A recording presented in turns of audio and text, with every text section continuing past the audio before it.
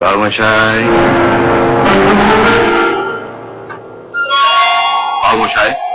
जिंदगी और मौत ऊपर वाले के हाथ है जहां पना, उसे ना तो आप बदल सकते हैं ना मैं। हम सब तो रंगमंच की कठपुतलियां हैं जिनकी डोर ऊपर वाले की उंगलियों में बंधी है। कब कौन कैसे उठेगा ये कोई नहीं बता सकता है। जिंदगी कैसी है पहेली, कभी तो हंसाए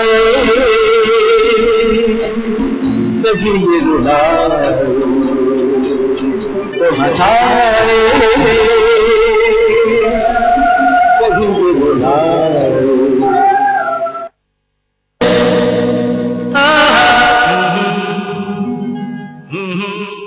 मेरे सपनों की रानी कब आएगी तू, आए रुत मस्तानी कब आएगी तू, बीती जाए जिंदगानी कब आएगी तू, चलिया। भारत का पहला सुपरस्टार। ये जो मोहब्बत है ये उनका है काम, हर महबूब का जो जिसकी एक एक अदा थी सबसे जुदा। ये शाम मस्तानी मदहोश किए जा, मुझे डोर कोई खींचे तेरी ओर। जिसने किया 1.5 दशक तक राज। जय जय शिव शंकर, काटा लगे न कंकर के प्याला से। वो था बॉलीवुड का सबसे रोमांटिक हीरो। जिंदगी एक सफर है सुहाना, यहाँ कल क्या हो किसने जाना। वो था देश की आंखों का तारा। यहाँ वहाँ सारे जहाँ में तेरा राज है, जवानी ओ दीवानी तू जिंदाबाद। वो था राजेश खन्ना। जिंदगी के सफर में गुजर जाते हैं जो मकाम, वो फिर नहीं आते, वो फिर नहीं आते। हिंदी सिनेमा का वो इकलौता नाम जिसने बॉलीवुड में सबसे अलग, सबसे खास पहचान बनाई। बॉलीवुड का वो सुपरस्टार जिसके नाम से ही फिल्म सुपरहिट हो जाती थी।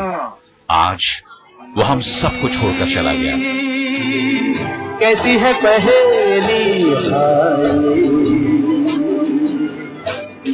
कभी तो हंसाए। आज बॉलीवुड के हर चेहरे पर मायूसी है। आज हर उस शख्स की आंखें नम हैं जिसने राजेश खन्ना की अदायगी देखी है, उनके अंदाज से रूबरू हुआ है। मैं शायर बदनाम। राजेश खन्ना का जन्म 29 दिसंबर 1942 को पंजाब के अमृतसर में हुआ। राजेश खन्ना का असली नाम जतिन खन्ना था। 69 साल के राजेश खन्ना आज दुनिया से अलविदा कह गए। मुंबई में कार्टर रोड बने अपने घर आशीर्वाद में राजेश खन्ना ने अंतिम सांस ली।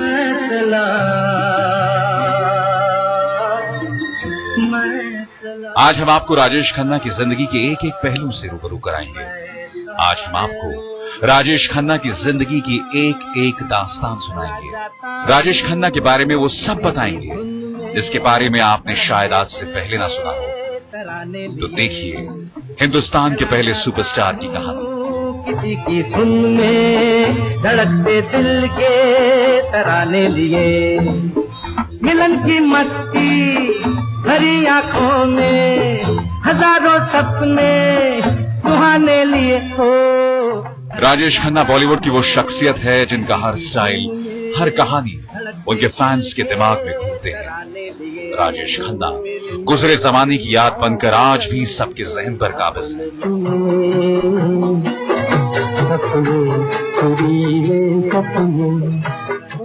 हम आपको बता दें कि राजेश खन्ना टैलेंट हंट के जरिए चुने गए थे, ठीक उसी तरह जैसे कि आज टेलीविजन पर टैलेंट कॉन्टेस्ट होते हैं। बात साल 1965 की है। यूनाइटेड प्रोड्यूसर्स और फिल्म फेयर एसोसिएशन नया हीरो खोज रहे थे और उन्होंने इसके लिए एक टैलेंट हंट किया। इसके फाइनल में 10,000 में से 8 लड़के चुने गए जिनमें राजेश खन्ना भी थे।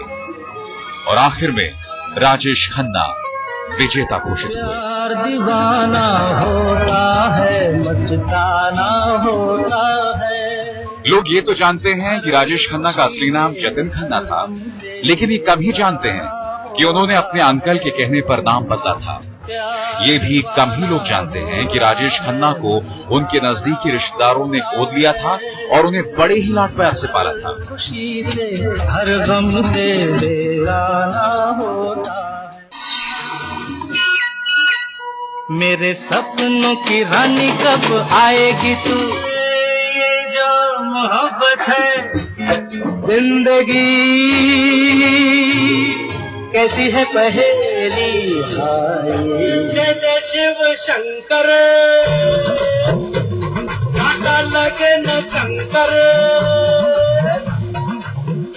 1969 से 1975 के बीच राजेश खन्ना ने एक के बाद एक सुपरहिट फिल्म्स की लाइन लगा दी। फिर तो देश भर में राजेश खन्ना का ऐसा क्रेज हुआ कि उस वक्त पैदा होने वाले ज्यादातर बच्चों के नाम राजेश रखे गए। कोई खींचे तेरी ओर लिए जा,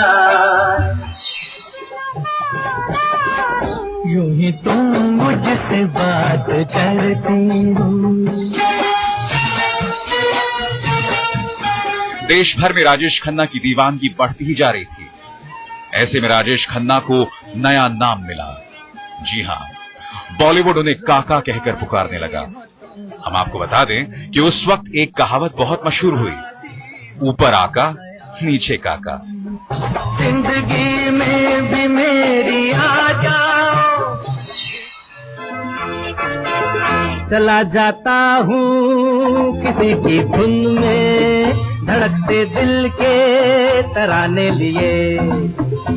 राजेश खन्ना को कॉलेज के जमाने से ही एक्टिंग का शौक था, और जब राजेश खन्ना फिल्मों में काम मांगने के लिए निर्माताओं के दफ्तर के चक्कर काटते थे, तो उस दौर में भी उनके पास महंगी और लग्जरी कार होती थी, जबकि उस वक्त के हीरो के पास भी वैसी कारें नहीं थी।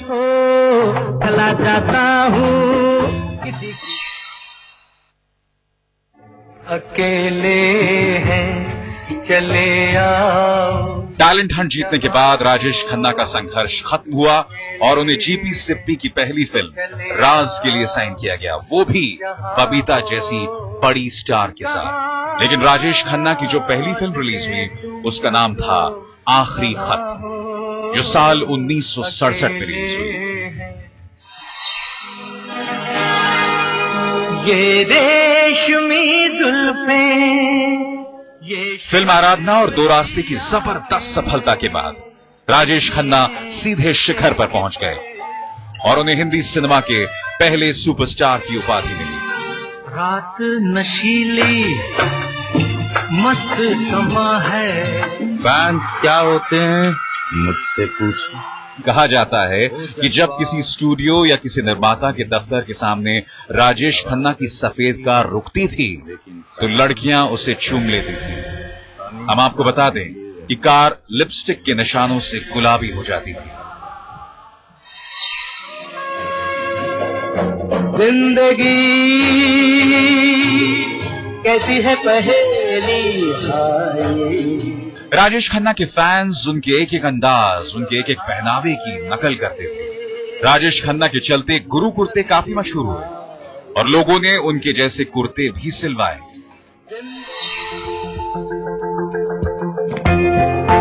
बहुत पहले की बात है, फिल्म जय शिवशंकर में अक्षय कुमार राजेश खन्ना से काम मांगने गए थे। ये उस वक्त की बात है जब अक्षय का ट्विंकल से दूर दूर तक नाता नहीं था। काका ने अक्षय को घंटों तक बिठाए रखा और बाद में काका उनसे मिले भी नहीं। दिल को देखो चेहरा न देखो। राजेश खन्ना ने अपने जमाने में जो लोकप्रियता हासिल की, आज के जमाने में शायद कोई उसके आसपास भी ना पहुंच पाए। अपने जमाने के बेहद स्टाइलिश और most handsome hero Rajesh Khanna पर उनकी हीरोइंस भी फिदा हो जाती थी। शायद यही वजह रही कि कई हीरोइनों के साथ उनकी लव स्टोरी भी खूब चली। कौन कौन सी ऐसी हीरोइंस थीं जो राजेश खन्ना पर दिल लुटा बैठी और राजेश खन्ना का डिंपल पर कैसे दिल आया? राजेश खन्ना और डिंपल कबाड़िया से जुड़े भी कई दिलचस्प किस्से हैं, ये भी हम आपको बताएंगे। तो आप देखते रहिए पहले सुपरस्टार की स्टोरी। जिंदगी एक सफर है सुहाना, यहाँ कल क्या हो। चला जाता हूँ किसी की धुन में, धड़कते दिल के तराने लिए। सुपरस्टार राजेश खन्ना शोहरत के 7वें आसमान पर पहुंचने लगे थे। उनकी दीवानगी में लाखों दिल हिचकोले रहे थे। मेरे सपनों की रानी कब आएगी तू, आए रुत मस्तानी कब आएगी तू। राजेश खन्ना का क्रेज इस कदर बढ़ चुका था कि एक बार राजेश खन्ना बीमार पड़ गए, तब कॉलेज के ग्रुप ने उनकी तस्वीर पर बर्फ की थैली से सिकाई की ताकि बुखार जल्दी उतर जाए। एक बार उनकी आंखों में इन्फेक्शन हो गया था, तो लड़कियों ने आई ड्रॉप खरीदकर उनके पोस्टर पर लगाया। आएगी तू चलिया, चलिया। क्या होते हैं मुझसे पूछो। राजेश खन्ना की दीवानगी सिर चढ़कर बोल रही थी। ऐसे में राजेश खन्ना का दिल भी रोमांस की राह पर चलने लगा। रोमांटिक हीरो का दिल आया अंजू महिंद्रू पर। दोनों का खूब अफेयर चला, लेकिन फिर ब्रेकअप हो गया। ब्रेकअप की वजह तो किसी को पता नहीं चल पाई, लेकिन बाद में अंजू ने क्रिकेटर गैरी सोबर्स से सगाई कर सबको चौंका दिया।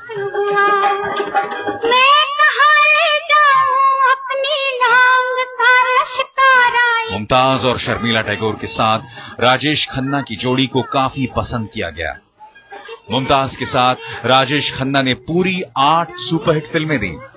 कहा जाता है कि मुमताज भी राजेश खन्ना को चाहने लगी थी, लेकिन काका के संग मुमताज के प्यार की डोर मजबूती से नहीं बंध पाई।